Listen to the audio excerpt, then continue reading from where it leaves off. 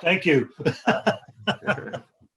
Welcome to Zoom for Zoomers, ladies and gentlemen, on this beautiful sunny May day. It's actually quite chilly out. I went out in my shorts and I thought, oh, but the other day, 2 days ago on the weekend, it was hot and humid. So anyways, no complaining about that. Thank you for joining PAL Ottawa today. Today's discussion will be, as I mentioned, the title of today's session is Zoom for Zoomers, and it'll be a discussion on the hot platform of the last year and a half, I guess, Zoom. I'm David Globerman, and I'm the coordinator of supporting CAST with PAL Ottawa.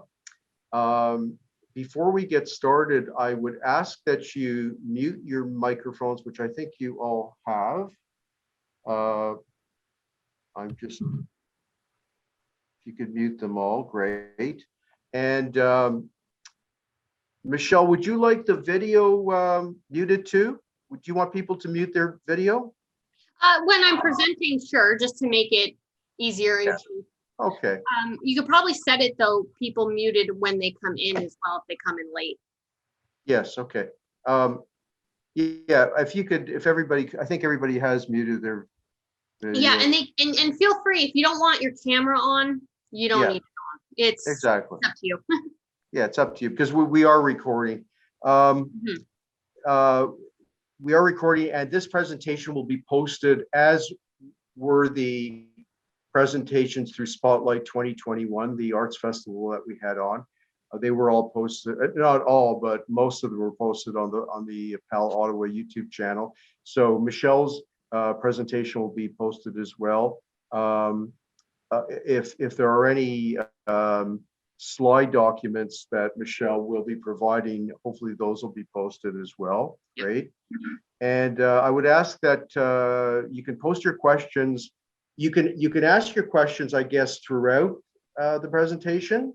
Yeah. And I'll just let you know, I don't mind if you want to unmute yourself and just kind of shout out, because if you type it in the chat, once I go on, I'm assuming speaker view, and I share my screen, I may not see it. So even if you want to read it out to me, if somebody chats it in and you just want to read that out to me, that's fine too. Okay, so you can send it, you can write in by chat, and I'll just politely interrupt. That's fine. Because, or you can wait till the end of, I mean, you could type in your questions and we can address them at the end, or I may just ask pose your questions to Michelle throughout. So today's social circle, these social circle presentations, such as Michelle's and the other ones we've already had, are part of the PAL Ottawa Spring into Summer series. Spring meaning, well, it's a pun, spring being the season and spring being the verb, into summer seasons, into summer series, which started this month and will proceed to the end of June. And we've got a really good lineup of fascinating and entertaining and enlightening presentations on a whole bunch of subjects, not just arts presentations, but presentations to deal with health and all sorts of different areas. And we're trying to make it as interesting as possible. So today's presentation will be by Michelle Devorah, and Michelle is originally from Toronto and is an experienced social media manager, program developer, and Algonquin College professor. And she's also a film and video director, producer, editor, and writer. She's also involved with an organization, which she'll tell you about later at the end, called Shady Pines Learning, which offers virtual programs for seniors, such as social media, online safety and security, which is extremely important these days. If any of you have received calls from, Revenue Canada or Microsoft or whoever, they're a real pain in the neck. She also offers, Shady Pines Learning also offers basic computer programs, paint nights and paint afternoons, which are a lot of fun. community crafts, and a film club, which I would like to join because I love movies. So anyways, special thanks to the Ottawa Community Foundation for the support of this event and many others that are going to be coming up. So without any further delay, let's turn it over to Michelle. Hi. Okay. Hi, everybody.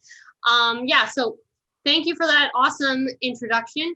I either sound like I do so many things or I can't hold down a job. I assure you it's not the latter. Many artsy people will tell you that they wear many, many hats. It's just who we are. So yes, I do all those wonderful things, and we can talk more about that at the end. But today I'm here with you through Shady Pines Learning, and we're gonna talk about Zoom. So Zoom for Zoomers. So one of the reasons that I came up with this program was, and it's been quite popular during the pandemic, of course, because Zoom has been quite popular, is I found that there were a lot of, older individuals who wanted to do networking, who wanted to do business on Zoom, or a hobby or talk to family, and they were having some trouble logging on. And a great example would be my in-laws. Teaching them was probably the training I had for today.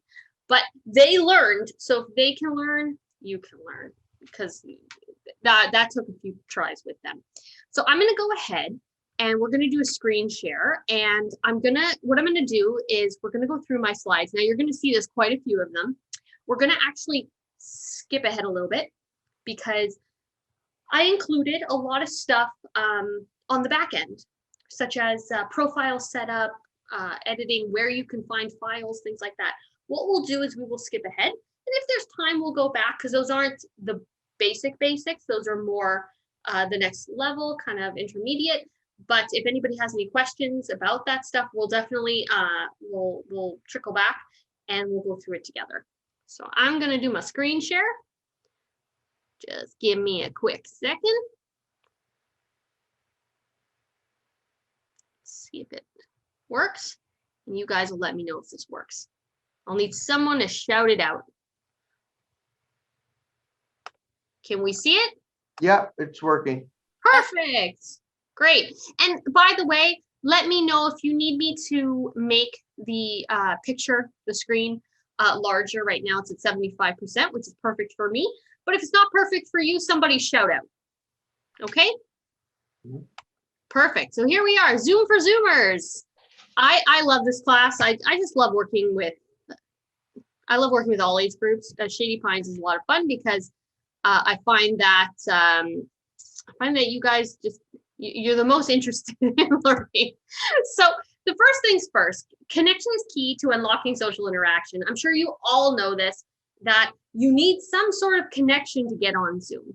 So what does that mean? You need Wi-Fi, or you can use your data. Wi-Fi is obviously preferable. I'm sure it's cheaper for many of you. If you are having issues with that, you can always go check out, when it opens up, of course, coffee shops and ice cream shops. Even a lot of stores, and the mall now. The mall has Wi-Fi because it's so popular. The internet is so popular and people are connected, and they want you to use their Wi-Fi and check in, and there's a whole science behind that. But there's a lot of places that you can go and you can use public free Wi-Fi. But if you don't have that, you can always use your data on your phone or tablet, or you can hook it up to a mobile hotspot for your computer. So what do you need to get on Zoom? You need some sort of device. You definitely need either a phone, a tablet, an iPad, a desktop, a laptop, some sort of device that does have a camera, preferably. If you don't have a camera, or if you have a camera, it's installed, but it's not functioning, because some people, their business business laptops have that. You can still get on, but you just won't be able to they won't be able to see you. You could see the other person, but you won't be able to share your image. If you don't have a camera or external speakers, what you can do is still log on to a Zoom like today, a webinar or a panel, something where maybe you're not interacting as much in that way, and you'll still be able to view it, but you will not be heard, and you will not be seen. Okay, so just keep that in mind. But you can still type into a chat. So you can still be involved. And we'll get to that after, but I just wanted to make sure you knew that if you don't have a device with a camera and microphone built in, which my new desktop computer does not, I had to buy an external piece for that, then you can't participate the way I am. You would be the way, you know, Barry is right now. It would just say Barry on the screen and there would be an X across the mic, okay? So I'm not sure why everyone is here today, but the feedback that I've gotten, like I've said in the beginning, was that most people just want to feel connected during this pandemic. And I know that things are slowly opening up, which is brilliant. And I've been keeping my fingers crossed for that one. But we still have a slow, steady pace. And hopefully we continue in that way. But even so, Zoom is going to be great for the cold winter months or the fall months in Ottawa, because it seems that fall is also equally freezing here. In Toronto, it's not like that. We actually have something called fall. But here, you're going to find that Zoom is really going to pick up, whether the pandemic, isolation, shutdowns end or not. I think Zoom is, like I said earlier, for some of you that were here, is here to stay. So you're going to find a lot of opportunities to log on or do offline, which is basically in person. But that's one of the reasons why I think we're all here today. It's because we see that Zoom is the now and the future. And it's important that we all know how to easily get on and interact with each other and have a fun time and a safe time while we're on here doing it. So this is the stuff I mentioned at the beginning, which I'll just go through this homepage real quick, and then we're going to skip ahead a few slides, okay? But we can always trickle back if there's something somebody has a question about, or something that, you know, maybe you just see as I'm scrolling by. You can just let me know in the chat, or you can shout it out, and I'll make sure we'll make a note of it, and we will go back to that. So most of you will have seen this when you signed on your homepage. Okay, so you want to start a new meeting, you can do that. You can join someone else's meeting or scheduled meeting, scheduling a meeting into the future, and you can also do the whole screen sharing through here as well. So this is your home base, right? This is the control panel of the very first thing that you see when you log on to Zoom. Since you're all already on Zoom today, I assume you all know how to use this page, but just in case you don't, just to note that when you're joining a meeting, it's going to ask you for the password as well as the meeting code. A lot of the times when you get it in an email, it's already embedded into a link. You can just click the link, but just in case it's not hyperlinked, which means highlighted in blue underline, so it opens on its own, you just might have to manually type that in. You can also schedule your own meetings, or you can simply just start the meeting and invite people right away. So you don't always have to do it into the future. Okay, so we'll just skip ahead through this. And also, I'm assuming now that you all have profiles, you know you need an email for this. You need, you know, all this other information. So that's one of the reasons why I think we can kind of skip ahead. So let's start chatting, which is what we're doing right now. So that's me. This is my profile. Some days I have a different picture depending on what I'm using my Zoom for. So the biggest things you have to know is what's in front of you, your control panel. Okay, think of this like I love to think of it like Star Wars. This is how you guide yourself through the galaxy of Zoom. And sometimes technology feels like this dark galaxy, even for me. I'm learning new things every day. And keep in mind, with the popularity of Zoom, like many other platforms, it might change. Okay, I don't know how many of you have Facebook or Instagram, and it doesn't matter how much you use it, you might notice that often the layout changes. You know, the Facebook profile, the home page. I don't know if you ever noticed that sometimes after a few months, maybe a year even, you log on and all of a sudden it looks completely different from what you remember, and it's the new version. So what ends up happening with a lot of these platforms that become very popular is they need to stay relevant and current. So keep in mind, this is how it looks right now. It might look different in the fall. It might even look different tomorrow, for all we know. They don't give you warning usually. It's done to make it bigger, better, and more accessible to more people. Once you know how to use it from the beginning, even if it changes, you'll be able to figure it out. So I just wanted to put that out there, that if it does change in a few weeks after this, don't panic. Once you understand the basics and you kind of know what to look for, you know where to search for a button or where to search for a feature. Okay, so for right now, this is what it looks like. The biggest things to note, if you can see my little hand cursor, the goodbye button, that one, that's how you get out. I have it set that when I press leave a meeting, and we can go back to this later, this is more in the intermediate section, you can actually have it set to prompting you and asking you, are you sure? I do that because sometimes I hit it by accident. So if I'm giving a presentation and I hit it by accident, I don't want to say goodbye, right? This here is our main control panel. And over here, the most important things. Can you hear me? Can you see me? Those are going to be two, if you haven't heard them already in the Zooms that you've been a part of, those are the two most, popular slogan sayings that you will continue to hear, because people forget that they're either muted or the camera is off, and maybe it shouldn't be off, depending on what the situation is. So those are really important things to take a look at. I also want to remind you that a great example for today is we are recording. It's really important, and we'll go through this again later, just to remember that if you are recording, or you know you're being recorded, and you want to just every so often, I like to just kind of, even in a panel, if you're not the speaker, I like to move my mouse and I like to check, am I still muted? Because they are recording, and I'm sure there's stuff going on in the background while you're watching, which is totally fine. And maybe you don't want that heard. So it's always a good idea to just double check sometimes, because sometimes a host can accidentally unmute you without you knowing or realizing, or you can unmute yourself. Okay. So just always I just say that to people all the time. Always make sure. Okay. So this is the fun part, sharing emoticons. Emoticons, if you're not familiar with the word, they are emojis or emotions. They're just animated little fun emotions, and it's a fun way to show that you're participating. You can send an unlimited amount for the Zoom throughout the meeting, and there's just different features. The current ones right now is a celebration, the wow, the kind of laughing, crying, like it's having a good time, the heart, because you're loving it, the thumbs up. I don't know. Sometimes my words escape me when I forget like basic words. I should say I'm actually expecting. I'm pregnant, and I think that's part of the reason why sometimes I'm going to say a lot of ums and I'm forgetting basic English. So I apologize. Oh, celebration from Anne. Thank you very much. And there's the clapping one. Yeah, I was gonna say we'll go through it together at the end. What we'll do is kind of a little pop quiz. But if any of you, as I'm doing this, would like to send some emoticons, you're more than welcome to. But at the end, like I said, we're gonna have a fun little pop quiz.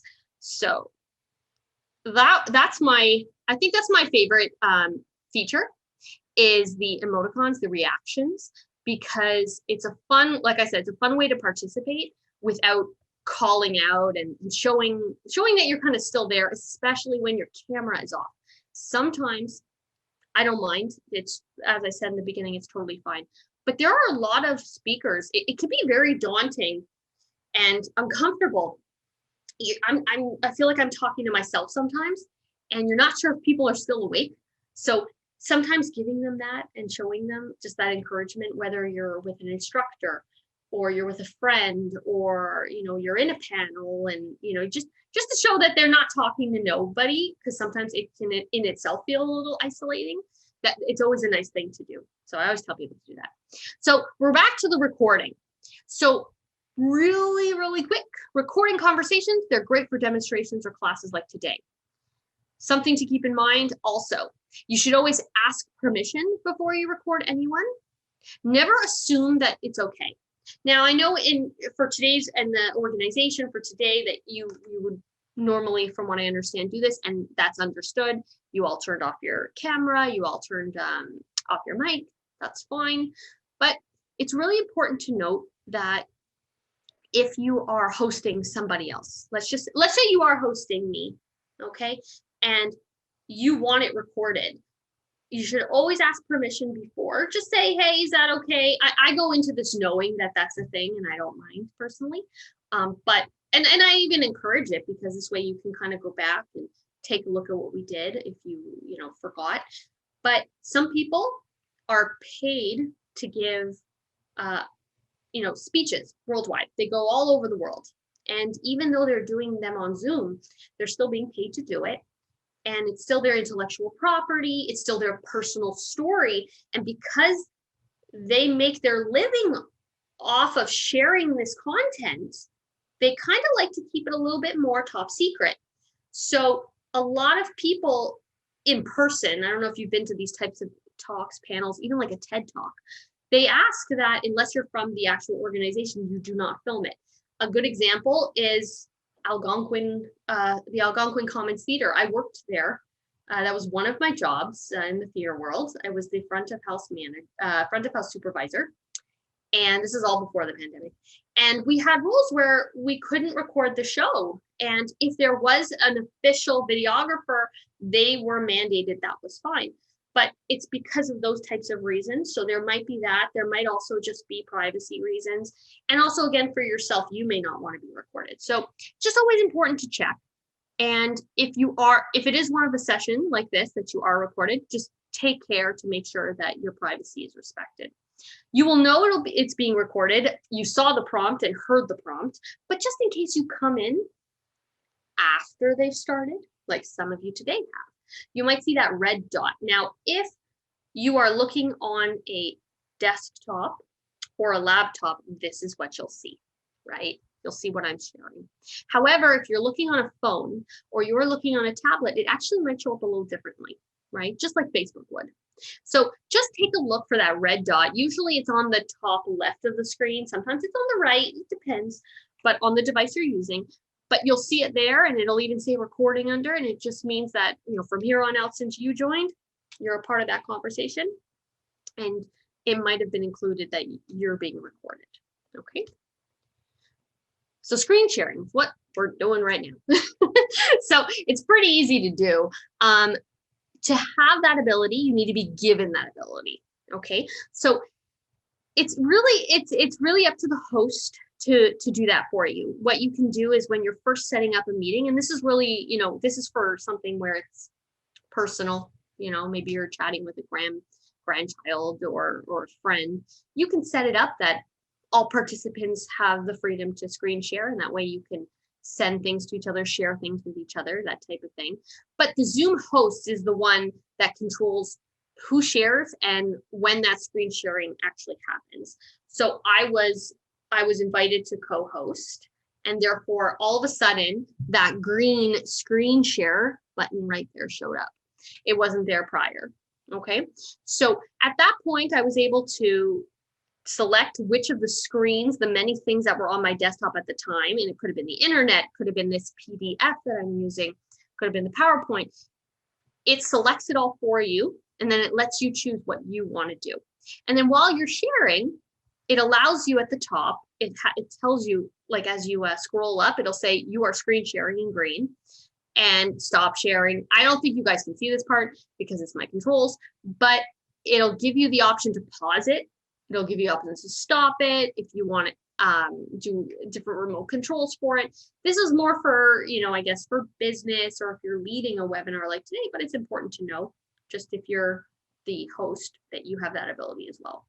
The fun thing about screen sharing is you get to share a lot of other really cool stuff. So if I, you know, went like that, I think my screen sharing is paused. So I'm going to resume. I don't know if you can see it. You guys can see the little background. If I wanted to share a picture of my nephew because I love him so much, you know, things like that. You can share fun things. You can share cute things. You can share work. If any of you decide you want to use this, because some of you mentioned that you're back at work, you're going to work, you want to use this to pass on documents to each other, you can definitely use it for that. And we can go into where they're stored later, just in case. But yeah, screen sharing is really great. We were using it at Algonquin College, of course, between professors, between colleagues. And it was really the only way to do it when you're not in the same room. but it works out. It works perfectly. So, and everybody can grab it later. They can send it through the chat. You can include that as well. So it's really, it's a great function of Zoom.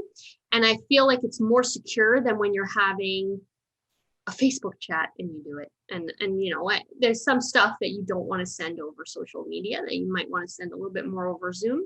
It's a little bit more secure, but we'll talk about that as well. The chat. This is the fun one. Chat's always fun because I love reading the chats. I don't know if I'll be able to read all of them if I'm in speaker mode right now, just because I'm kind of focused on what I'm saying. But it's a great way to chat with the host and other participants privately. Okay, so let's just say Barry, and I keep mentioning Barry because I keep seeing his name on the side of my screen. Let's say Barry wants to chat with David. Barry and David can go into the chat, can select each other, and it'll say in brackets privately, and I won't be able to see, nobody will be able to see what they're saying. So you can have private messages to a host or a participant. You can also do a message to everybody where it's like a little, group chain mail. And it's also a really great way to engage during the conversation without interrupting. It's super important that when I see a chat message, let's see if I can see it. Barry said to me, direct message, hello. Okay, I'm going to type back, hi. So the thing about the chat, which is why I like it, I think it's a great function, is that it doesn't interrupt the learning or the activity, right? Because sometimes, I'm not sure how many of you have been in the classroom recently, a lot of people are talking over each other, even on Zoom. And it's not the most professional way to do it. And it's really frustrating and it can really slow things down. So it really just helps eliminate that and makes it so each person gets to be heard. And it's also a really great way if you want to submit a question to me anonymously, let's say, and I would then read it and say, we just got this question. Can the host see personal chats? Oh, good question, Anne. No, I can't. So if it's personal, because I've been in chats. I've actually been in a lot of webinars, like everybody. I've been joining these Zooms because when you're locked down, what else is there to do sometimes? And it's the motivation I need to get dressed. So I've been joining Zooms, and sometimes I'll join a Zoom and it'll be viewable who else is there. And I'll look through the names to see. And I'll actually sometimes find someone I know, and then I'll message them and be like, hey, how's it going? And they can't see during their presentation that we're talking. So as far as since Zoom has started, the host has not been able to see it. I doubt that will change, just again, because I don't think people would use, a private messaging system like that if somebody else could see it, right? So just keep that in mind. Yes, you can, and you can even test it out on each other right now if you'd like. You guys feel free to send each other messages. Well, I can't see them, as long as it's not to everybody, right? So it's also a great way to submit your questions for this panel if you have any that I know some of you have been doing. And hold up. All right.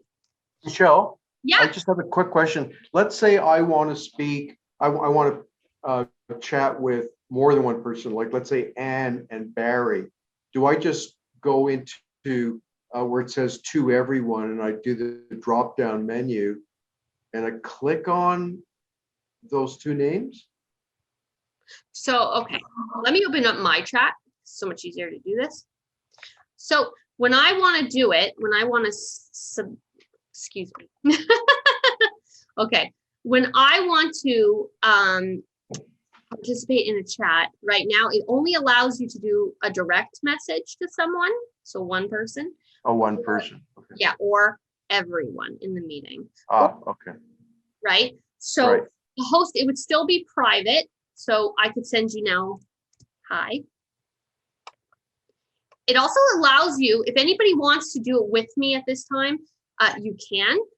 You pull up the chat. It also allows you to send files if you want. So you could, this is great for business, and we were gonna kind of do a little quiz later for all that, but it's really great to send if you want to send anything from Dropbox, Google Drive, a file on your computer. And that can be a picture, it can be a video link, it could be an actual, like a Word document, something like that. So there's a lot of that type of function in there. You can also save the chat if you want to save this information for yourself, if somebody sent you something really important. So you could click saved, and and then it'll show it in a folder for you. So it'll save everything for you the same way that it saves the video that we're recording now. Okay, so I doubt it. As I said, I have to read now. Can the host see personal chats? I doubt it. So yes, very. So I can't see personal things, but I can see anything that's directed to me or everyone. And David can see anything directed to David or everyone, because he's a part of everyone, right? So yeah, so you still have your privacy, which I think is really important.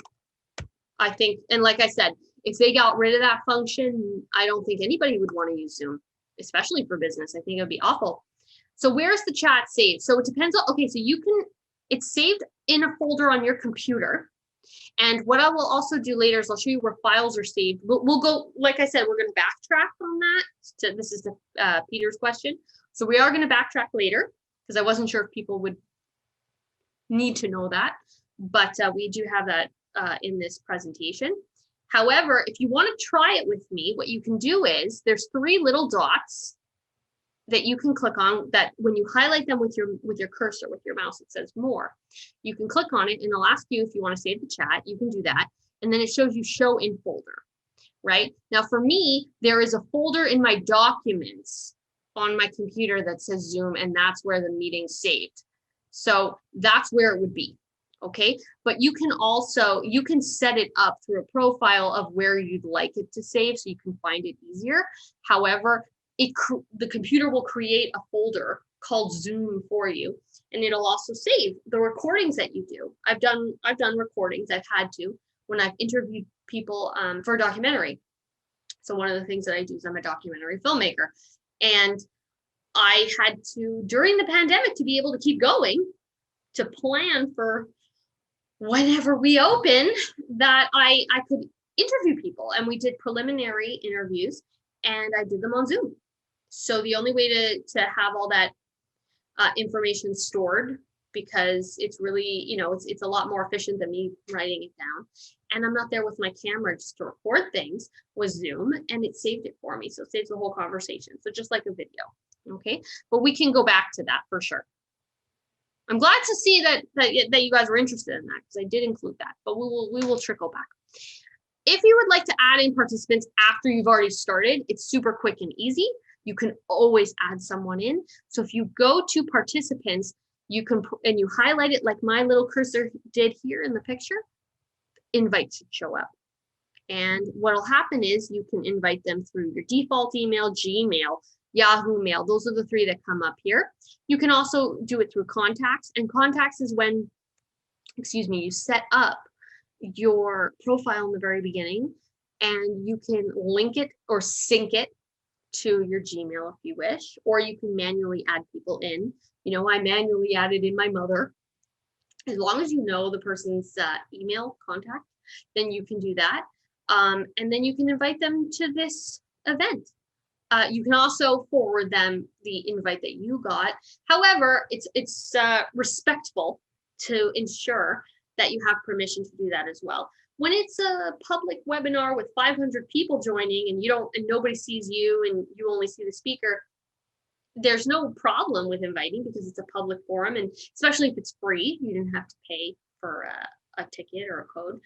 But if it's something like today, where they wanted to keep it more intimate and just secure, and make sure they knew who was coming in, you shouldn't just invite without that permission. So always ask, especially in a smaller group.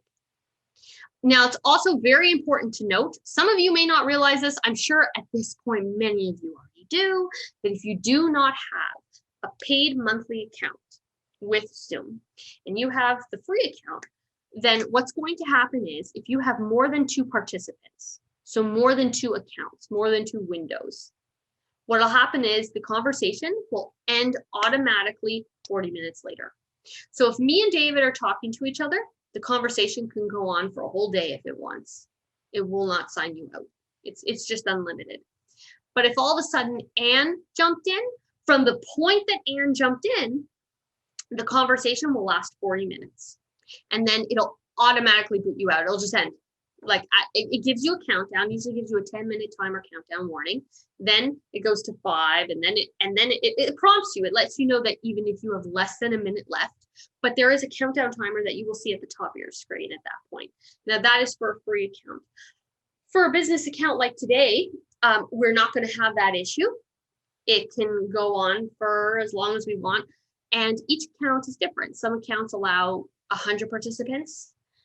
Some account levels allow 500. It depends how much you pay for and what you need, and it is a monthly fee.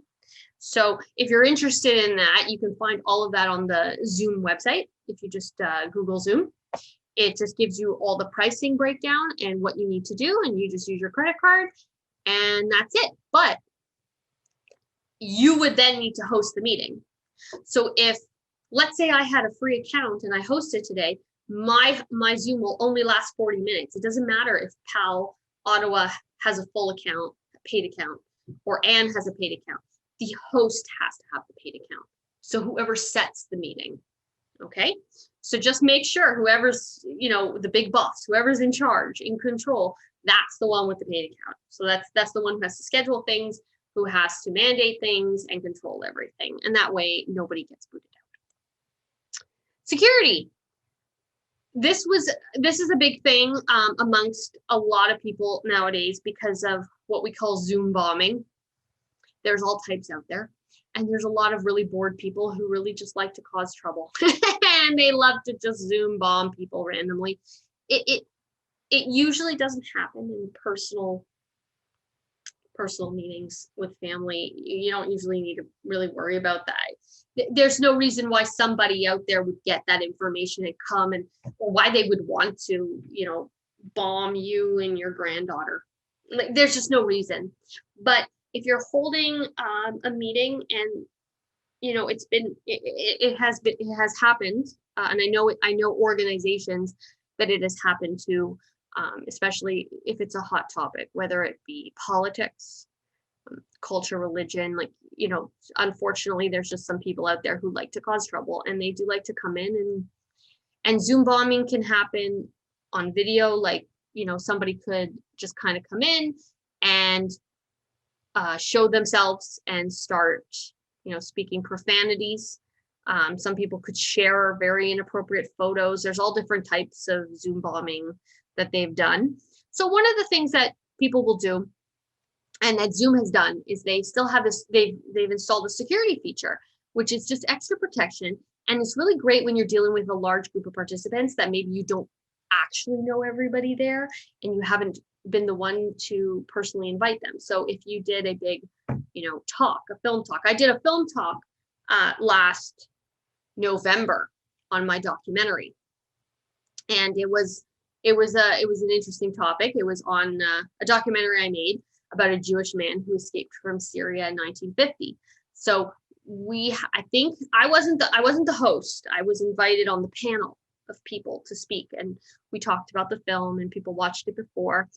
And we had some, people, the host let me know that there were some inappropriate messages, and the host was there to see it, and I didn't. There were so many participants, I just didn't get a look, but they booted them out right away. So the host is there also that you could click on the screen and you could force them out, or you could mute them, or whatever you need to do. You can also private message them if they just don't realize that they're just not, maybe they shouldn't be asking questions like that, or, it's not always a case to boot them out, but if you need to, that's what the host can do. When you have that security feature, you can also enable the waiting room. That's a big one right now. I'm not sure if there was a waiting room today.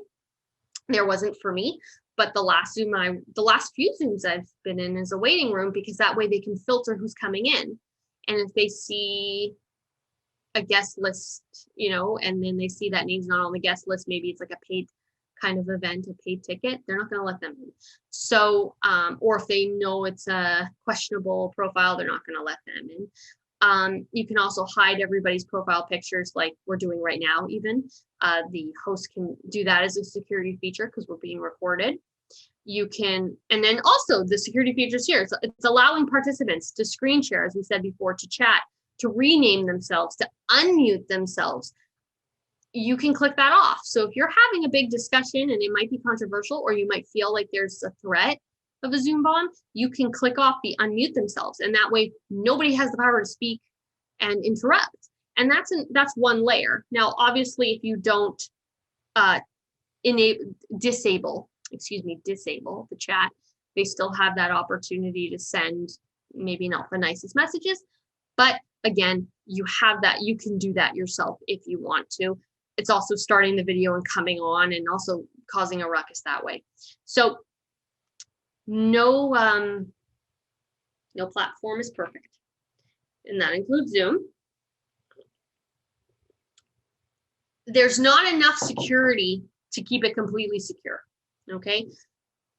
People find ways of hacking. People find ways of getting in and getting around things. That's one of the reasons why these platforms are constantly changing. Another reason is they're trying to enhance the features that they have, including security and privacy. Because yes, you sign waivers at the beginning when you're signing on to Zoom and creating a profile that they can access your stuff, but they don't want the public accessing your stuff. So they're constantly updating this. But just know that I don't feel like Zoom is unsafe for anybody. If it were something I felt unsafe, I wouldn't use it. There's some platforms I don't particularly like for different reasons.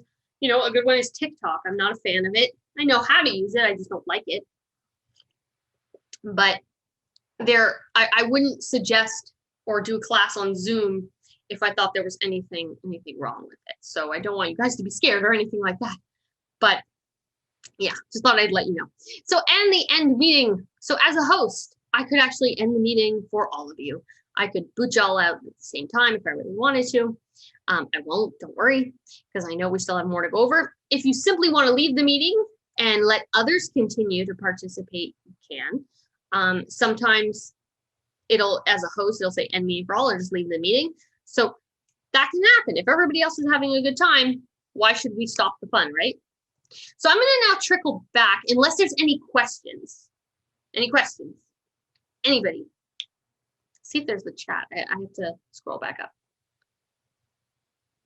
I don't think so. Okay, I don't see any questions. And I don't see anybody talking. Someone send me a reaction so I know we're still here. Someone send me anything. Anne, okay, I know Anne's still here. All right. Oh, and Peter. All right. So all right, we have a few. Okay, good. Hi. All right, good. Hi, Brian. Hi. Okay. No, I just wanted to make sure y'all didn't fall asleep. I did have one participant in one Zoom I did not too long ago. And it was Zoom for Zoomers. And they left their camera on and they fell asleep. So, yeah, I just like to make sure sometimes. It's okay though. I wasn't offended. It's fine. It was getting late in the day, so maybe it was nap time. So what we'll do is we will go back a little bit now that I know that you are interested in this type of section. So let's say you're back on the home page. We're on our home screen. So this is a great area to set up the profile even further. And I encourage you, when this Zoom is over, to play with it, just like you would anything else. Just have some fun, play with it. If you're like me and you just like to, design things and fill out different pieces of information and fill out profiles, you'll probably enjoy this quite a bit. So if you click on the settings button, that little cog, that wheel, looks like a gear, right? That's your settings. And that goes for, I think, even your phone. It should be the same little icon, that gear. Okay, that is your settings. That's where you set the tone for everything ahead. So it's got everything. We've got general, which is, the stuff I was mentioning earlier. When, like here, what do I have clicked off? Ask me to confirm when I'm leaving a meeting. So just little things like that. It does get a little bit more specialized as you go further through the back end. And some of you may have already done this and seen this, and some of you may have not realized that, you have that feature to do as a participant and a host. So it's really cool to learn for yourself what you have access to. And then you're going to feel way more comfortable when you're on this platform. So you could enter full screen automatically when starting or joining a meeting. I have it where I also have it where when I join a meeting that my camera and my mic are automatically turned off. I have to manually turn them on. And I always make sure to do that because personally it's just nice for privacy and just to make sure, like, am I in the chat with everybody that I think I'm in the chat with, and just to make sure I'm all set up and ready to go. So it's just an extra little thing I like to do. Maybe it's also I'm just a little vain and I want to make sure everything is perfect, but that's just me. Starting Zoom when I start Windows. So you can automatically load up Zoom when you turn on your computer if you use it that much, and it's a part of your like day to day. For me it is usually, but I don't usually use this computer. My office is being used by my husband. Now that we're both working from home, we've been sharing a lot of spaces. So yeah, so we share this laptop as well. So I don't have it set to that, but you can also automatically copy invite links once the meeting starts. So, and that way you can start sending it out to anybody else. There's all these different features. Another one I did with the reaction skin tone. This is just to make it more inclusive for people, make them feel more a part of the Zoom process, personalized. I know that also a lot of now even you a lot of the platforms here will also allow you to set many different features for gender as well. Again, it's just one of the nicer things about these platforms when they keep changing is that they make them way more inclusive to people, and it just feels better to have some sort of representation there. So you can select your skin tone if you'd like to. If you'd like to do the video, audio, screen sharing, chat, recording, your own profile. Your profile is where you set your name and your picture. So there you could go to do that. And you could do keyboard shortcuts. Like there's a lot of really cool stuff. We won't get into all of it, but it is a lot of fun. And I just encourage you to look around. The chat tab. So that was the home tab. The chat tab. It allows you to view any important files you shared or sent to others in previous meetings. So filtering options makes it simple to locate. So you could filter it here. I'm going to just zoom in a little more because I feel like maybe we can't see it. There we go. So you'll be able to filter them here. It could be sent by you. It could be sent by somebody else in all your chats. Maybe there was a specific time, a specific day, and this, a lot of that would be used for business, of course, but again, it can be used for personal stuff too. If somebody wants to send you something, this is where it would be saved. So your files or all files. So my files would be things for, files sent by you, obviously. So by me, but all files might be something that David sent me or Anne sent me, and they would be there.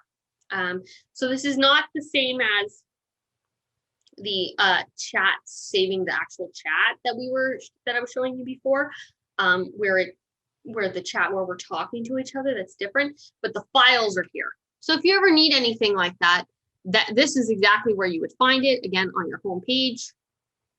Let's go down.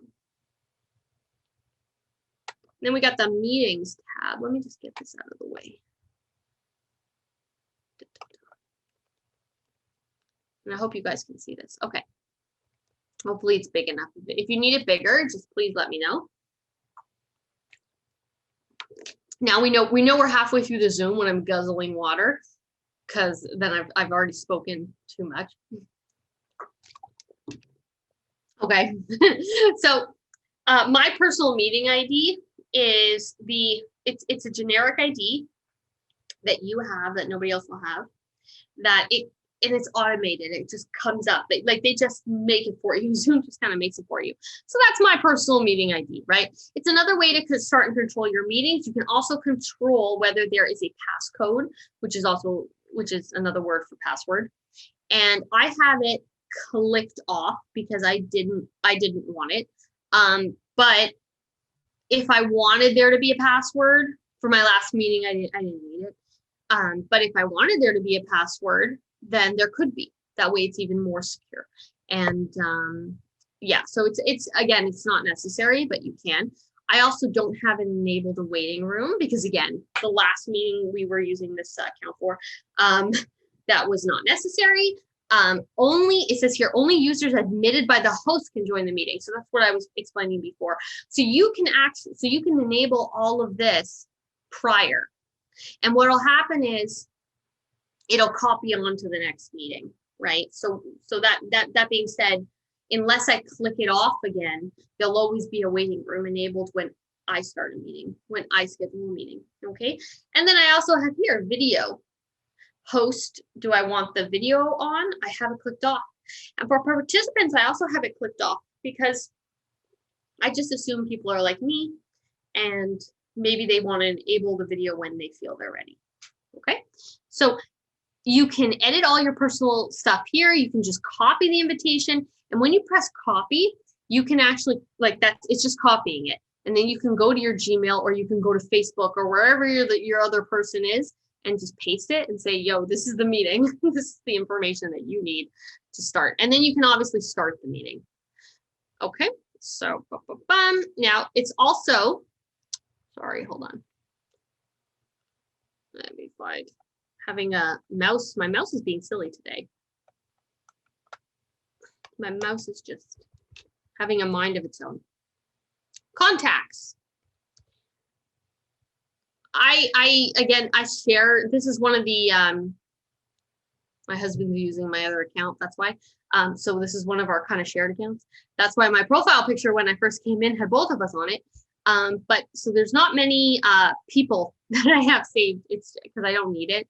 But if you need it, if you're the type of person who wants, you know, family and friends saved there so you can easily click on them, then you can definitely do it. And you can pre-program your contacts and channels. So channels, it might be, you know, like a group of people, right? So it could be, you know, just for me, it might be a channel might be immediate family.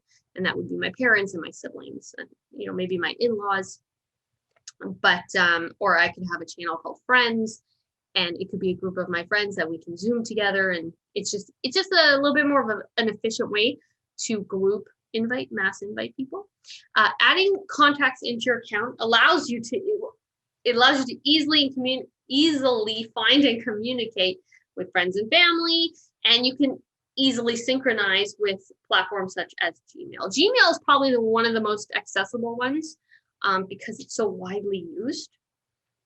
It's used by everybody. It's used in business, but it's also used for free for personal reasons. So as a result, most platforms, you will notice, have a Gmail button, or a Google button.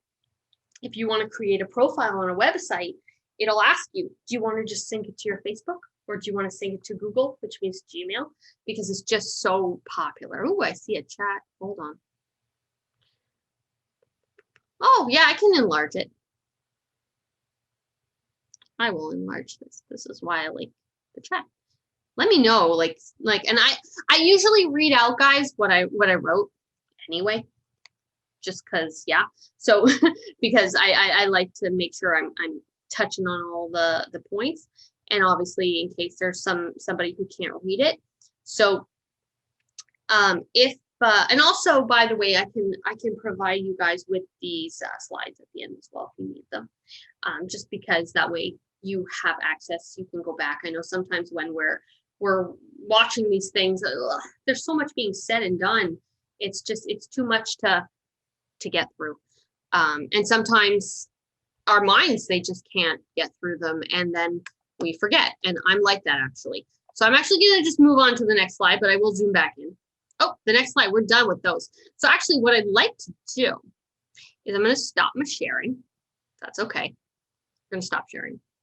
And you don't need to, if you want to participate in this next section, I would love it, but you don't, that doesn't mean you have to turn on your video or your audio or anything like that, unless you want to. But I would like us to kind of do a little pop quiz. So let's all, I would love it. Bum, bum, bum. Oh yeah, that's the recording. Yeah, also if you're the host, which I'm now a co-host, I have the ability to actually stop the recording. So co-hosts can do that as well. So I see there are 8 participants. We're all here, great. I want to see if anybody remembers how to do the reaction. So anybody send me a reaction. I know Anne knows the reaction. Anne's been reacting the whole time. So I need, I'm going to I'll call people out. I don't care. I see everybody reacting almost. And I think you guys can see it too. If you guys go, and we'll go through other little functions in a moment because we're all going to be here. Diane's reacting. Hi, Diane. High five. Barry raised his hand. What's up, Barry? What's happening?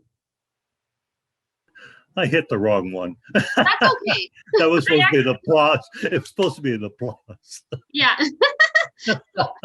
So it's no. So it comes sometimes when you go like that, it comes out though. Also that it's a clap, but it'll say raised hand sometimes. It's kind of like, it's funny how it's labeled and then what it says. So no worries, but you can also lower your hand if you need to. I think I can lower. I just lowered your hand. I think I did. No, I like that though. But that's how we learn. Making mistakes is how we learn, right? Now I want somebody. I need somebody besides me to turn on their camera if they feel comfortable. Anybody, because we're gonna practice something. Anne, okay, hi.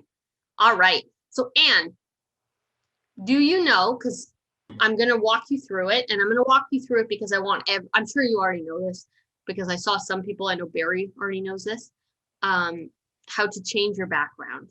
So for those of us who don't know how to change the background, I mean, whatever's going on behind me, you can actually get some virtual stuff happening. So if you look at the bottom, and I'm assuming you're all on a computer. If you're not, it might be a little different, as I mentioned. So we're going by what's on the computer. If you look on your control panels, your bottom left, okay, you're going to see the mute button. Don't touch that. You're going to see the stop video button, and you're going to see a little arrow beside it, correct? Do you see that, Anne? I do. Awesome. I want you to click it. Okay. So some stuff is going to come up, and guys, do this with us just because when I'm sharing it, it's not, excuse me, when I'm sharing screens, it often pauses every time I change what I'm doing. So this is just I feel like this is a better way to learn anyway. You're going to see, it's going to say select camera. Well, your camera's already selected because I can see you, you're being used. It's going to say choose virtual background or choose a video filter, video settings. Let's go click on choose virtual background. So you're going to get a pop-up of settings. You can have none, or you could,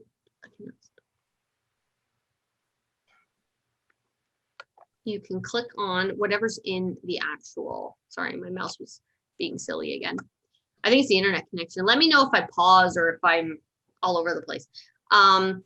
You can click on any of the pre-uploaded backgrounds. So I have a San Francisco one. So I'm actually I think I'm gonna use that. Can you guys all see my San Francisco? Yeah. Yeah, perfect. So Anne, I want you to switch to something. I want you to try something with me. So I have virtual backgrounds, none. Okay, what else? I don't have anything, and then it says video filters. Okay, so you have nothing uploaded yet, like the program did. Okay, so it could also be the account that you're using. Okay, so what you can do is you can upload, do you see the little plus sign? Yeah. Yeah, you're gonna click on that, and it's gonna ask you, do you want to add an image or a video? Now, only choose if you have something, on your computer you don't mind, that's not personal, that you want to just use it. If you don't, you don't have to do this with me, but it's just a fun way to show everybody how to do this. And anybody who wants to do it along with us, I think you guys totally should. So I'm gonna add, I'm there. This is my wedding picture. I have to move over though.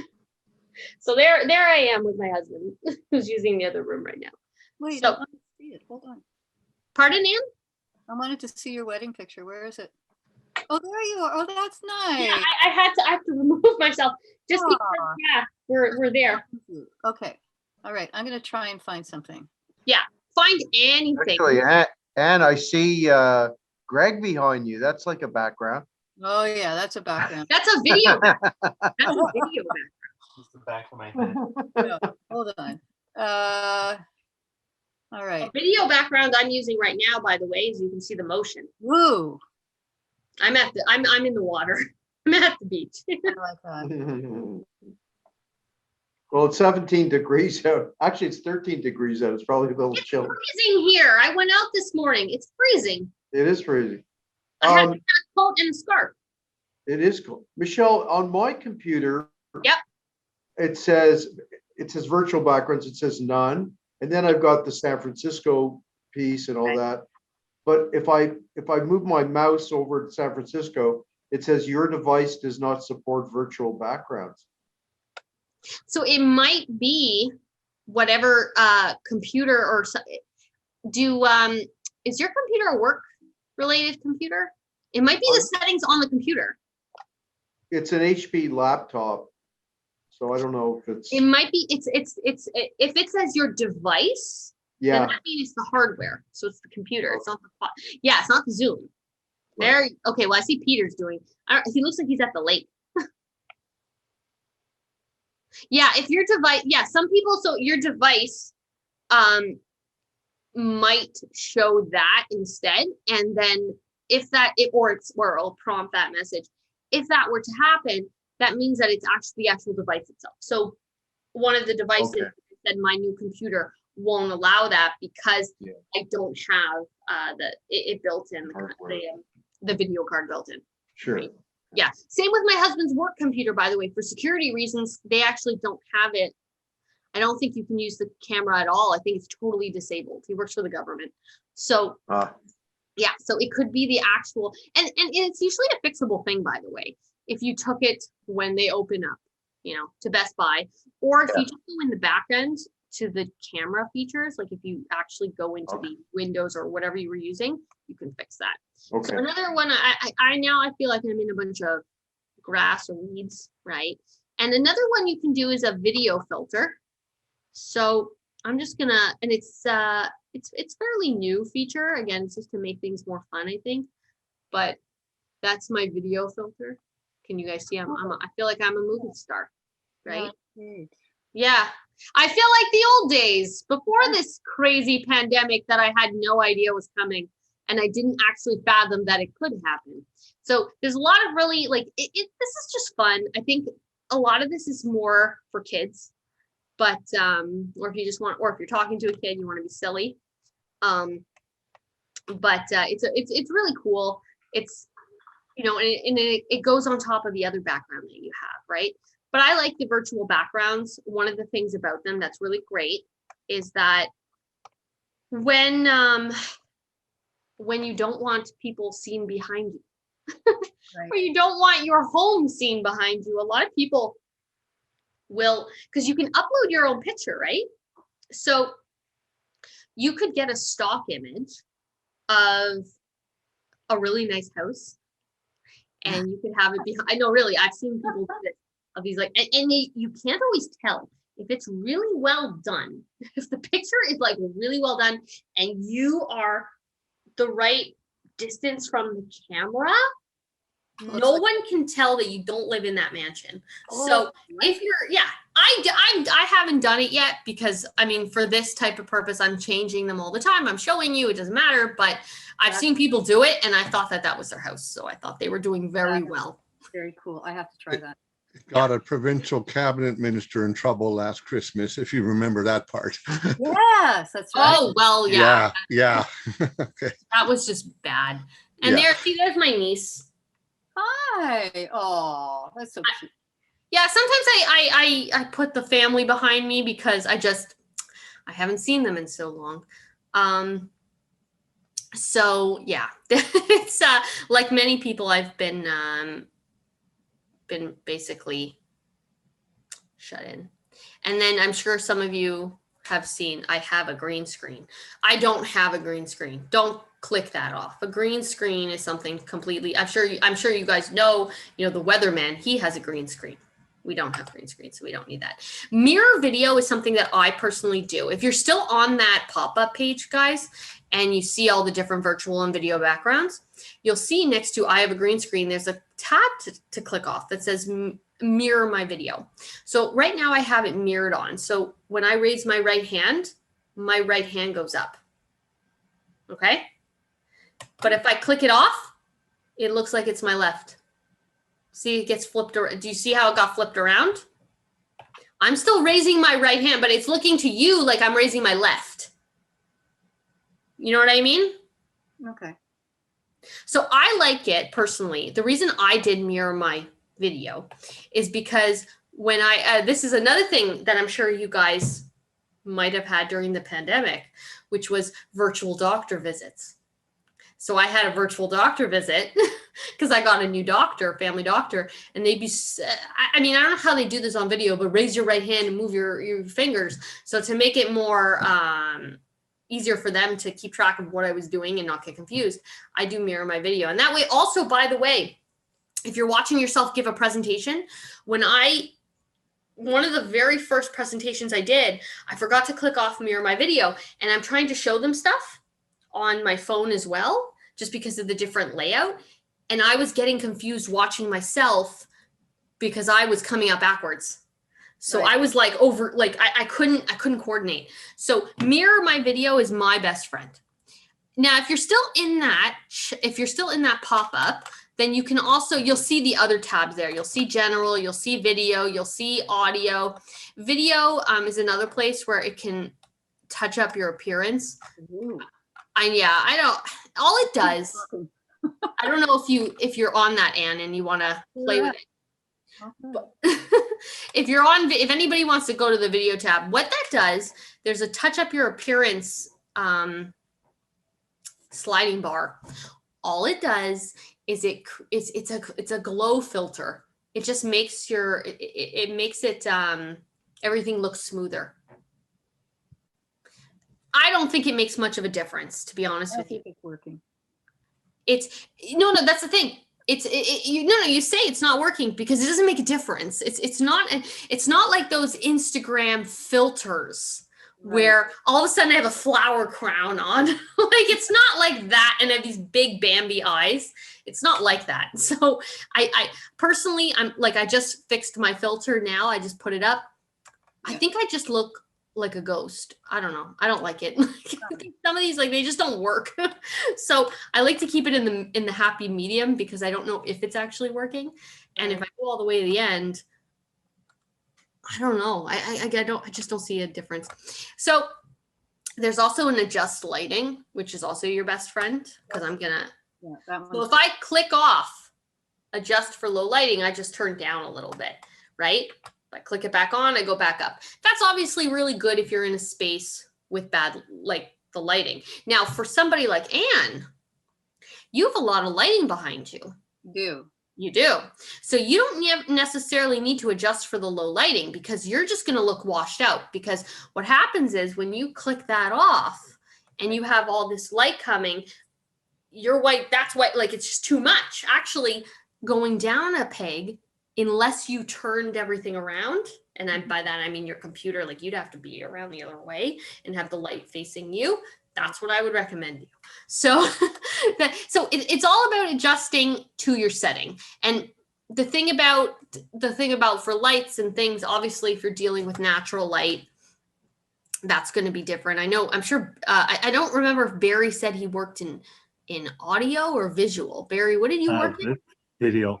A visual. Video. Okay, Lighting, so Barry. lighting. Yeah. Lighting. Oh, lighting. There you go. Yeah. There you go. Pal can have a lighting technician. All right. See, I'm sure Barry can tell us all about this.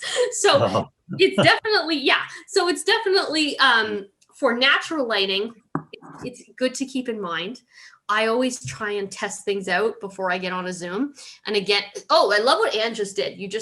I don't know what you just much switched. better. It's much better.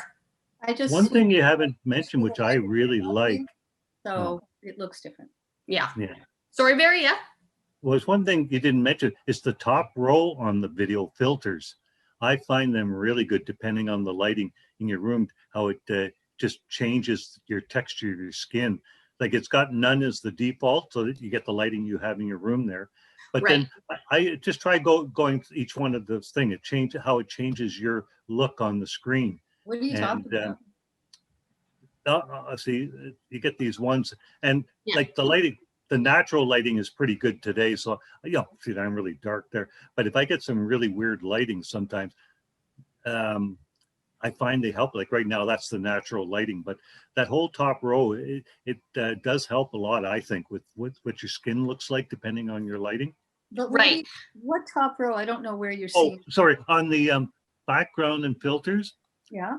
on the top, and then you go to the video filters, Yep. and then the whole top row just changes the My tone. does not support that. So Yeah. Oh. So okay, see, I'm black and white now. See? Okay. That's the thing. Your device, your device, Yeah. and you can fix these things, but that's Okay. yeah. So no, you're right, Barry. So there's so much. That's what I'm Yeah. saying. Like we could sit on Zoom just like Mhm. anything else all day, and you can play with it. Personally, I mean, I like this is good when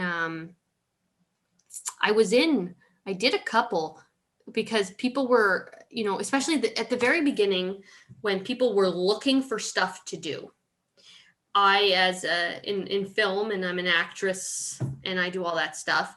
I was in a couple Zoom videos and they were like in competition. Like you had 24 hours to film them, and we did a film noir one, and this is what we would do, right? We were all in black and white. That's the type of thing. I would definitely say that that type of thing for sure.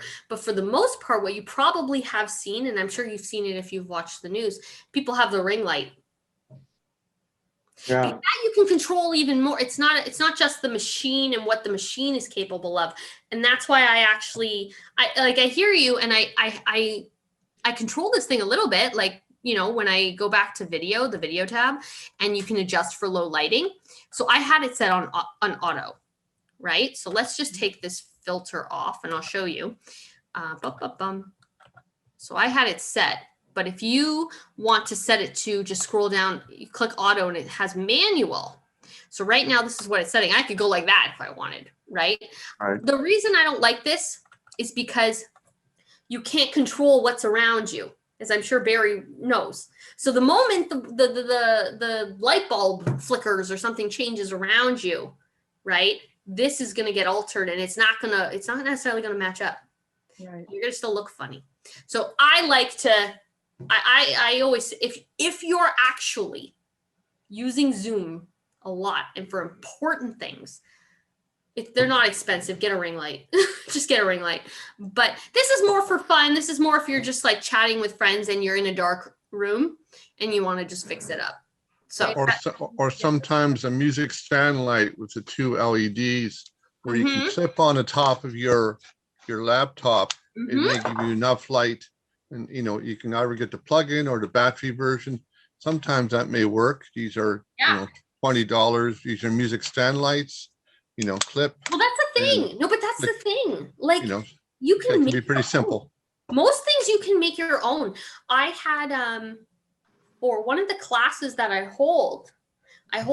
have aside from Shady Pines Learning, I actually have an organization called Creative Kids, and we do film classes, stop motion animation, and paint nights as well for kids, and it's all virtual. And the stop motion animation one, anybody who's ever done that, or Barry, who does lighting, knows how important the lighting is and how important everything is. And we had to, I had the kids, they have to make their own lighting. They have to make their own lighting setup, and they take lamps. We put paper over the white paper just to soften it. Like you can do anything with what you have at home. This isn't, you don't have to necessarily invest. I only say invest if it's, my sister is a makeup artist. So for her, she already had the ring light. She already had it well before the pandemic. But now doing things on Zoom, she's been doing presentations on Zoom and makeup. That served her very well, but she needs it to be actually perfect, right? If you're in that type of business, or if you watch watch Global News in the morning. The morning show, Global News, with that Carolyn McKinney or Kenzie or whatever it is. Mackenzie. Yeah, I still watch my Toronto stuff. I can't watch. I'm sorry, I just can't do the Ottawa stuff. I can't. You know what it is though? I'll give it to Ottawa. You guys, your news is boring, which is a good thing. Your news is And boring. nothing happened. Nothing happens here. All of the crazy stuff, like that guy who was swimming in the aquarium naked. That's Toronto. Like, that's my home. Like, that's where. So I only watch Global News at 5 Toronto, CTV Toronto. I don't bother with Ottawa. If it's something important, I'll find out later. But for the most part, it's sleepy here, which is a good thing. So yeah. So if you the good thing about a lot of these programs is, and any program, is that they have these functions built in when it comes to audio and visual, including your mic volume and speakers and all that other stuff. Like, but I like to try and control the actual reality that I'm in versus the computer, because the computer, it's just not as it's not reliable. As I'm sure a lot of you have noticed with even internet connections, it's just not reliable. So if it's a personal, just like coffee chat with a friend, you don't need to invest unless you're vain like me. Then you do. No, you do. Michelle, I did my makeup for today. Like, you don't understand. Like, I can't come on. I did my hair. I can't come on here like not ready to show up. So yeah. Well, Michelle, I was going to come on as Uncle Fester. So this is sort of as far as I've come. You just need a black shirt. Black shirt or black. I think Anne's wearing a black turtleneck. I'll have to borrow that from her or something. Yeah. See, she's pulling it up like Bazooka Joe, the Bazooka Joe. But see, and what you did just now, not only did you make the light, like the lighting around you, okay, not that. Not only I like that. I like the lighting around you better, you look better because I can see you. You look great. You look great. No, this is your new meeting spot. Wherever you were doing before is not allowed anymore because you had this spotlight. Think about it you're on a stage. You have a spotlight behind you. It's not working. You got it. Now I've rearranged for the but again that was for the film presentation on my documentary. I rearranged my living room and I turned lights. We have those actual the gliding lights, the spotlights on the top. I had everything facing me and I spent hours doing this. This is the very beginning when I didn't have any other equipment, right? I moved tables. I used boxes to prop up my camera. Because I'm sure, Barry will get it. Like everything, when you're in that world, you want it to be as perfect as possible. Now, in this class, it's actually better that it's not perfect because then I can show you all the different ways of changing things and functions and playing with things. So it's actually better. But for that, that's that to me, I'm really trying to manipulate, but it makes a huge difference. And you just switching where the lighting was, that made a huge difference. I can see you're very clear. You look great. You look great. Oh, thank you. So this is your spot. That's your sweet spot. That's your sweet spot. So I have a related question. Mm-hmm. And I'm downstairs now, but usually I'm upstairs in the office and on the big computer. Right. And it's one of those desktop Macs. And I look really far away. I look like a little pinhead back here. So is there any way of zooming in on your image aside from just physically moving your computer? Yeah. So there's buttons. So there's buttons I don't know if you just saw my screen clicking on and off with me. There's what it has is they have an HD button, right? And then they have original ratio. So they have stuff like that. Now, is it a camera built in or you have an external camera? It's built in. Okay. So personally, what I like to do is just because I don't like to play with anything in you can play with it in the computer, okay? You can always go into your, like for me, it's Windows. I would go into my Windows setting, my settings for the, I would find the settings for video, and I would manually play with it there. The camera settings, again, your device will always be limited. Okay.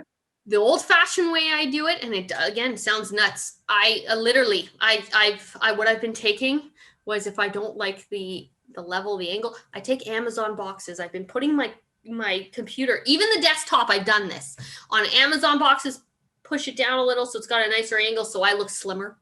I've also done where I'll just hop on Zoom before, and I'll place my chair or the table wherever I need it to be that I feel that's closer to the ratio. Sometimes I have to put a pillow behind me because it's not the most comfortable, but you do what you got to do to make it happen.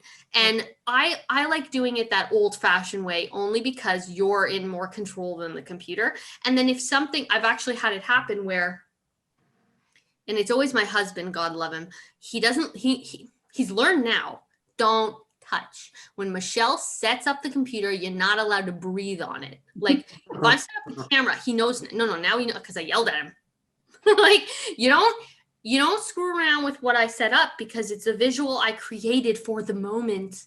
And if it's an important Zoom and you ruined it and I look fat, I'm going to be angry. No. One time but that's the thing. He knows now, like, you set it up. He's not allowed to touch it. He sits in his spot. I set it up. I'm in control. And then we don't move. And it's perfect. And I know it's not necessarily probably what you want to hear, but that, in my opinion, it's the same as the ring light. It's reality, and it's just you're going to be in control, and then you're always going to know what's on screen, right? Right. So yeah, that's just my opinion. Again, all of your devices will have certain capabilities. A phone will have, actually, in some ways, a phone will probably have more capabilities. The only annoying thing about a phone is, unless you have a phone stand or whatever, it's going to be at this angle looking up at you, or it's going to be shaking a lot, right? Or it's not necessarily landscape, and it's a cutoff with the bar. Like, the phone is good for some things. For Zooms, I only use it when my internet cuts out and I'm in the middle of a class and I'm like, data. And then I log back on and I'm like shaking. I hate that. But in general, a phone is going to give you way more features, especially if it's like an iPhone. Michelle, on the phone, maybe it's because I was sort of playing around with a link, and I didn't seem to have all the features on the bottom on the phone. Like on the phone, do you have the same features?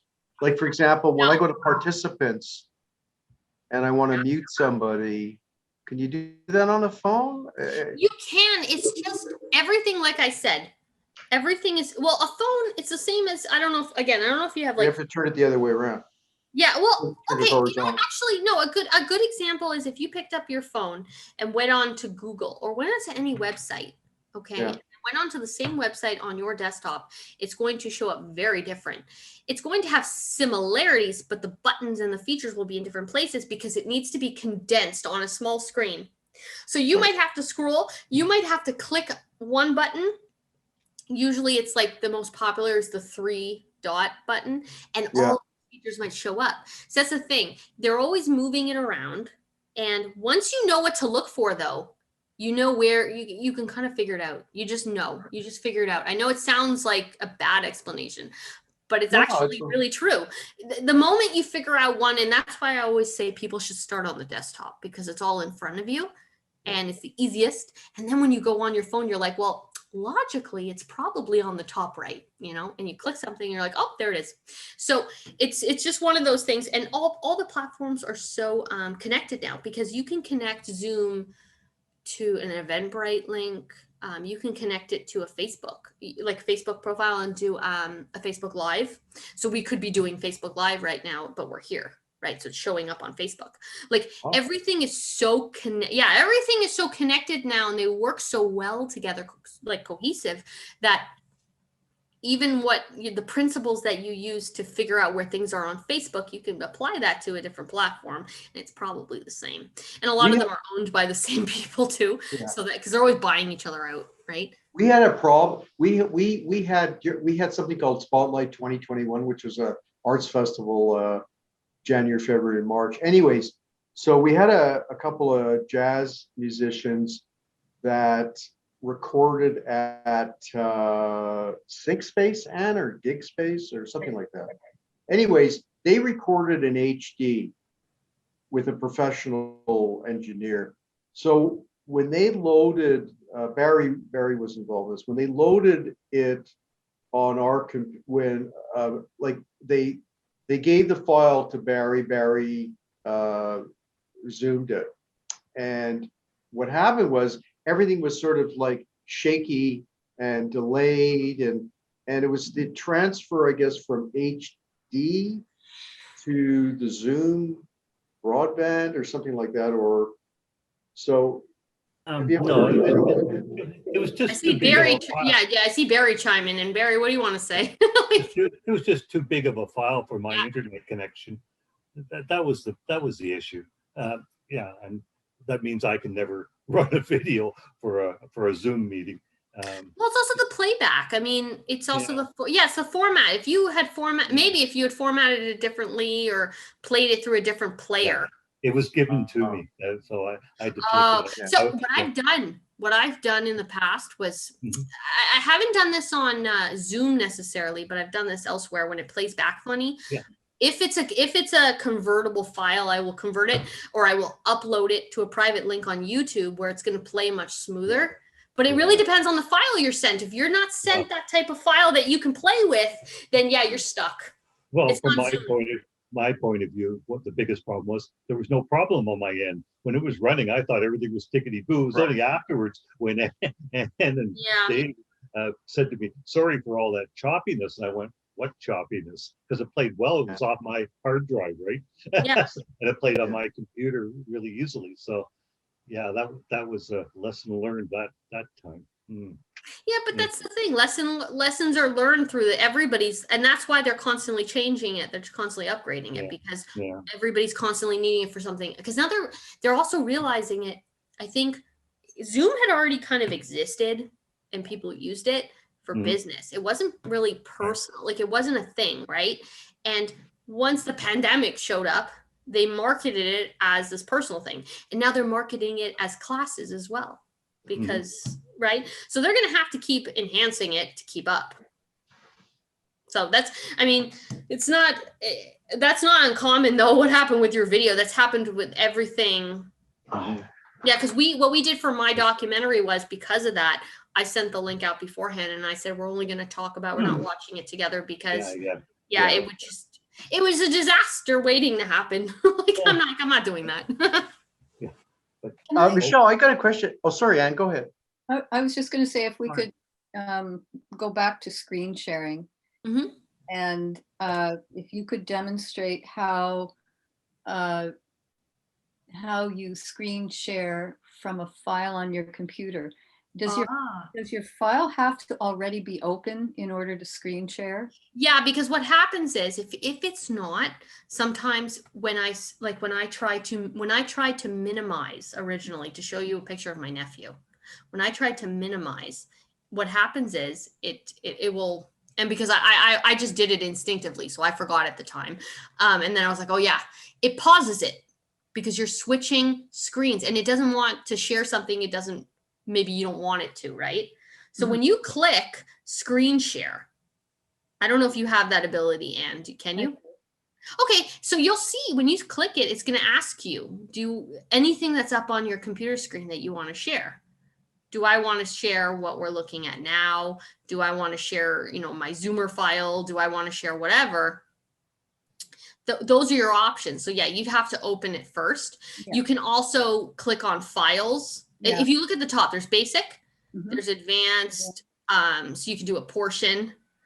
Now this one, music or computer sound only or video, that's if you want to do the whole video share thing. Yeah. Again, all these things though, what we tend to do now for one of the other organizations I'm working with is they do kind of like a rehearsal. Yeah.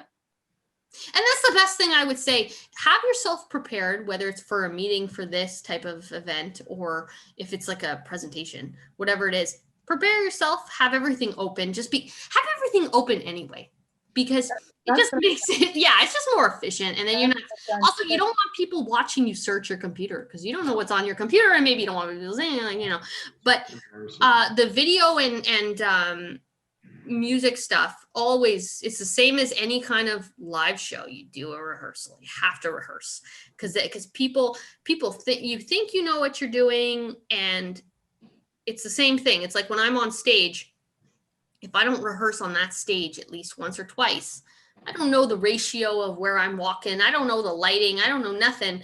It's Right. I'm sure Barry will tell you, you don't rehearse, this is a disaster. It's not going to be as good as it would be. It's not a real show. So for anything like that, I always say if you can rehearse. There's also files, by the way, if you just want to share a certain file like Dropbox or whatever. But again, I like to have everything open because I like to be in control. I'm a bit of a control freak. And I also have learned in the past, I've learned through all these Zooms that you can never rely on technology. You can only rely on yourself. So I hear you. you just, So that's a really good example. The files, when you click on files, yeah, it's not, it's only giving me Dropbox, OneDrive, Google Drive box. What it's not giving me is access to the actual files on my computer unless they're uploaded to one of those. exactly. So in other words, have everything open that you want to share so that it shows up on that initial share screen. Yeah, look, at the end of the day, like I said, you don't rely on anything but you, because you can't rely on tech. As good as this is, it's never going to be perfect. And if you just, and especially if you, depending on what it, like, depending on what the situation is, if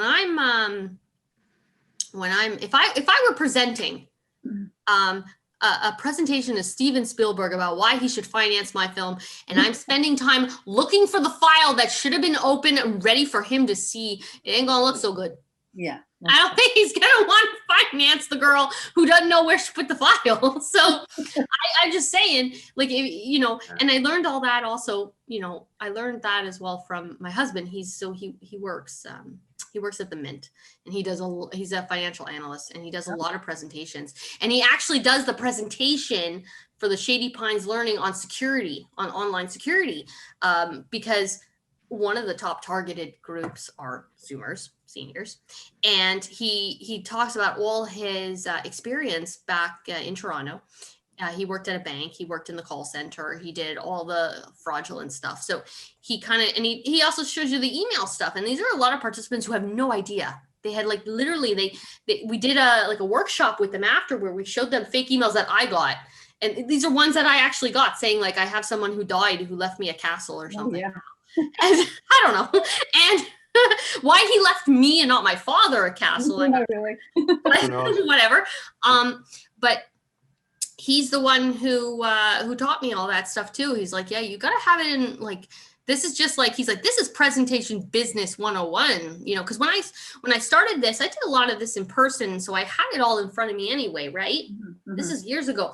Like now I'm doing this online. He's like, it's the same principle. And he's like, he's all Mr. Suit all the time. And he's like, you got to be ready. Even if you have your underwear on the bottom and you got your suit on the top, like you should be ready.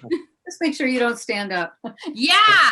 Oh my, people forget. I know. So many clips of people forgetting. Like, don't forget you don't have the full ensemble. Like, and I have to sometimes, especially with the whole pregnancy brain, sometimes I know now, I learned early on, like you always come fully dressed, but I'll always double check, like look down and I'll be like, okay, am I dressed? Like, did I remember to dress today? Because I'm just all over the place. Oh my God. Michelle, I've got a question. Just following up with what Anna was talking about. So you have so if you're going to share a PDF or a Word document or whatever, or YouTube video or whatever, so you have it in the background, you hit share screen, and do you minimize anything like you minimize your screen, or does it just automatically come up with your documents in the background? I mean, if you want to try it right now, we can. You can just go on Google, find a YouTube that you want to share with us, and let's just do it. Should I minimize my screen? No, you don't have to. You just need to just get on your internet. Just get on the internet. Oh, I see. Okay. Yeah, because it's going to ask you anyway which screen you want to share. So it's going to kind of condense them for you. It's almost like layers, right? It's going to layer, like shuffle through the layers. So Okay. let's just play with it. YouTube. Or maybe I'll just bring up a photo of a dog or something. No, Yeah, bring up a video, because I think it will A work. video? I was thinking this next time we do a live video for PAL, it'll be done from YouTube. So I think Okay. this, but I haven't works tried really it. well. So Yeah. so just bring up a small video and try it. Yeah. YouTube's worked really well for me. Yeah, So I far. just heard you say that. Yeah, so I think we'll try that later. Definitely. Yeah, if you're playing a file back on your computer, I find that it lags for the rest of us. If you do it on Vimeo or YouTube, I don't know. It's because it's the internet. Okay, so here's built for that. YouTube's built to handle those things. Well, exactly. Yeah. here's a YouTube video coming up. It's some guy talking about Steve Ratner talking about why is it so slow? Okay, so just run that then. So it's coming up now. So you can do your share screen. Okay, there it is. It takes the team reasons for hope. So do I just start playing the YouTube video and hit share screen? Well, you can, or you can, I mean, so you don't, if you obviously want us to see the whole video, you pause the video, you click the share screen, you pick that. I have to get back. Of course, I've got to get back to my Zoom screen. Yeah, go back to Zoom. I see. Okay, so hit share screen. And where is my video? Files? No. It should be basic. It should be showing up. Oh, under basic. Yeah, No, it should it's show not up. there. It's not showing up. Let me try. Files. I don't want to go to files because I don't know what's going to come up. So it could be embarrassing. No, so what'll happen is, okay. No. If you go to basic, it'll show up your internet. Yeah. Whatever. Like here, I'll just show you on mine really quick. Okay. I'm just gonna share this quick and then you're gonna try it. So I've already shared. Okay. You can see my YouTube's up. Okay. Can you guys see that? Yeah. Yeah. So what happens? Yes. Yeah. So I want you to try it wherever it'll show you different. I'm gonna stop sharing. When you click it, it's going to show you here, because I'll do it with me looking at it. Under basic, whatever tabs you have open, as long as you have the internet open or the YouTube page open, it's going to say, like mine says YouTube Chrome, Google Chrome, right? That's whatever I'm using, right? Oh, I didn't go to Chrome. Let me try Chrome. What were you using? I was using this, what's it called? It's like a half circle. So I wasn't using Chrome. Now I'm in Chrome. So if I go to, let me try Chrome. Yeah, the only thing about Chrome because my husband complains about Chrome all the time, is that's where you get all the crazy pop-ups and stuff. Yeah. So it's annoying, but I use it. Now I see what we're looking at. Now is that? Oh. Can you see mine now? Yeah. Because I'm. Is Barry doing it? Train. Well, Yeah, is that a Barry train go? You can see that's it. So there it is there. And if I just expand the YouTube to full screen, there we are. There, now you get the whole thing.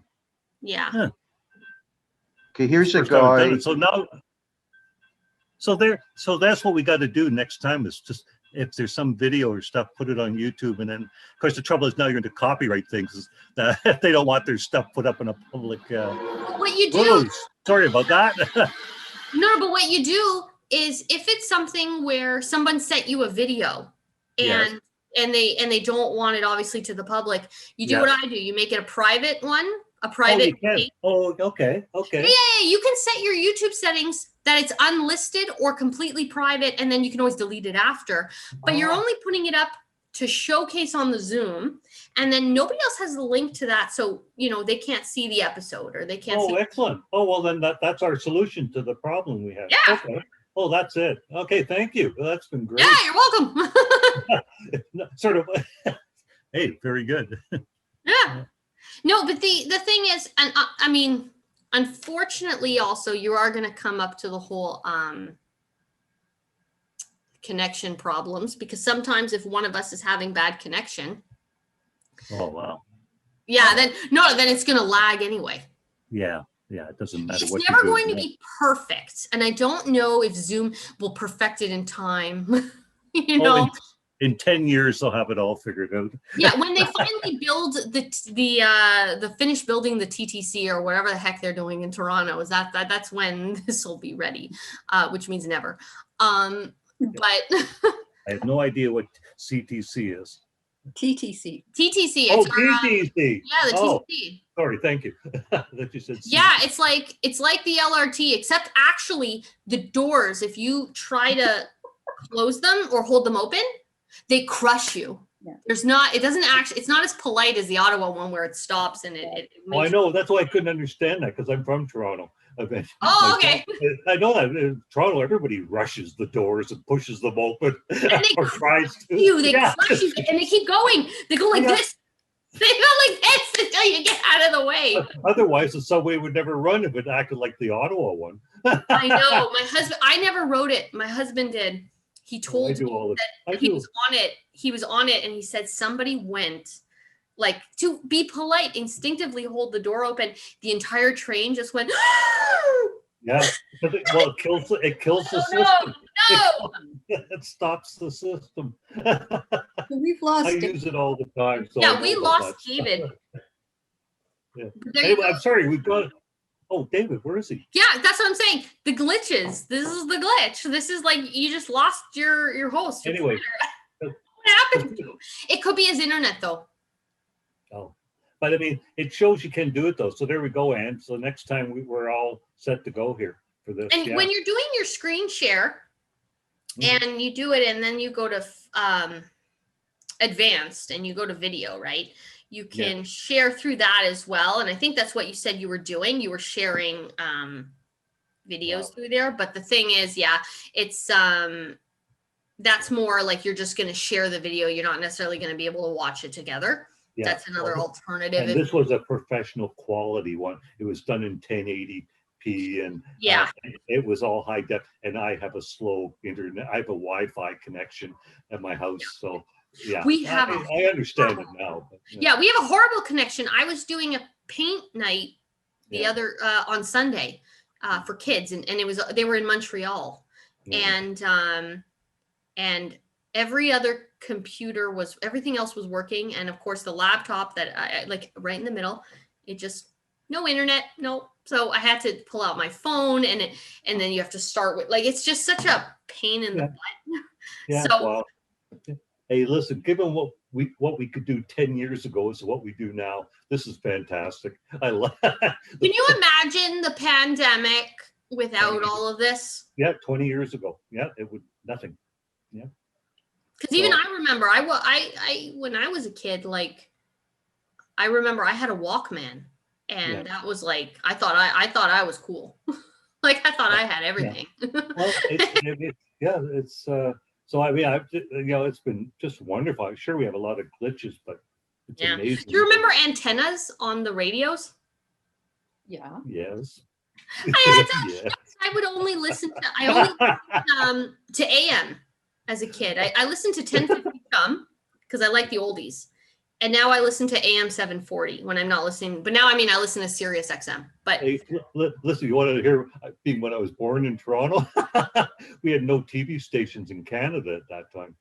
my So dad was the the only first person on his block to get a color TV, and all the kids came over to no, see. this is a station. Like CBC didn't exist, CTV Yeah. didn't exist. We had our antenna pointed towards Buffalo, because it was only Yeah.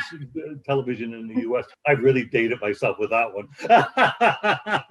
So, I remember.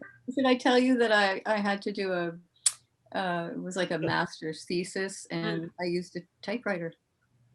Oh yeah, yeah. Oh yes. I taught my niece, the one in this photo, because she's 5 now. We Wow. taught her how to use the typewriter. And she knows, she calls me now on, because I left a lot of my stuff in Toronto when I moved to Ottawa, and I was planning to go back and get it, but then the pandemic hit. So she's been using my typewriter. She knows how to use my record player, and she calls me on the rotary phone. Oh my goodness. Oh, that's impressive. Yeah, You actually, we in our family, we make sure everybody knows how to use everything. She knows, like, she has to know what it is. They don't want her going to school and not knowing, what's a fax. Good. You might be the only kid that does. yeah. But good for my kids, God willing, are gonna know the same thing. I'm just old fashioned. My husband, we're all old fashioned. So for me, it's like, if they didn't know, I would be ashamed. I would disown them. Like, what are you not? Oh, there he is. He's back on. Oh, I'm sorry, I got booted out for some odd reason. That's really weird. It's so much for my sharing screen. I'll have to practice Yeah. Anyway, Barry and Ann. Actually, It's 3:53, and we're gonna get the session only goes to 4. and Yeah, I have another meeting at. Yeah, Sorry, I have so- another meeting at 4. Yeah. So Michelle, I guess we'll wrap it up. Is that It's been Okay. a lot of fun. Yeah. Oh yeah, we learned a lot. I learned a lot. So that's this great. was, this was really, really entertaining. I mean, I know that everybody really, really enjoyed it. And this is one of the you really, really made Zoom fun and took the frustration out of it, even though I just got booted out. Yeah. But like you say, it's a matter of practice, and you learn from your mistakes. So it's Yeah. And by the way, just a tip: if you're leading a Zoom and you get booted out, do what you did. Don't take it so seriously. Don't take it, because also you don't want to, this is just the performer in me. You gotta save yourself a little bit, right? Gotta save Yeah, face. exactly. Come back in, no big deal. Laugh it off. Tell a joke, and it gets smoothed over, right? Just make it fun. You're absolutely right. It's not like getting COVID or anything like that. No. Yeah. You have to put it in perspective. So yeah, no, this was really, really wonderful, Michelle. And I mean, I can't promise, but maybe we'll have you back in the future for another session, just to like a refresher, because this is so it's fun. I mean, there's just so many. I mean, besides just learning the basic functions, playing around with the the visual effects and things like that, it really makes it a lot more sort of artistic and appealing. Yeah, no, and listen, anytime you want to do this again, or if you want to do like Facebook or one of the other ones, like, I'm down, I'm ready. Yes. I mean, it's what I do. But Okay, yeah. and I think that honestly, especially in nowadays, I think everybody should, even if you don't want to use it, you should know how to use it, because other people use it. And by the way, PAL Ottawa would be using it. Like, everybody's using it. You know what I mean? It's really important to get your word out there, and your participants should be on there, and it's nicer when everyone feels comfortable. And well, absolutely. Yeah, no, like you said at the top of the session, it's here to stay, and PAL has been using it and will be using it to extend their reach. So it's really wonderful. So, and that's coming from somebody who hates technology. You hate technology? I hate technology. Okay. I actually hate it. I hate social media. I hate everything. No, no, I'll tell you. No, you had been booted out, but we were talking about, just like interests and things. And I like a type. I love a typewriter. My favorite way of listening to music is actually on a record player, because crackle of the record is like soothing sound to me. Like, I hate technology. So all these enhanced things, I know how to use them because I'm in the business, right? I'm in video, I'm in social media, but I actually prefer like that nitty gritty old style. So I like, I use them, because I have to. I was born into this generation that I do not like.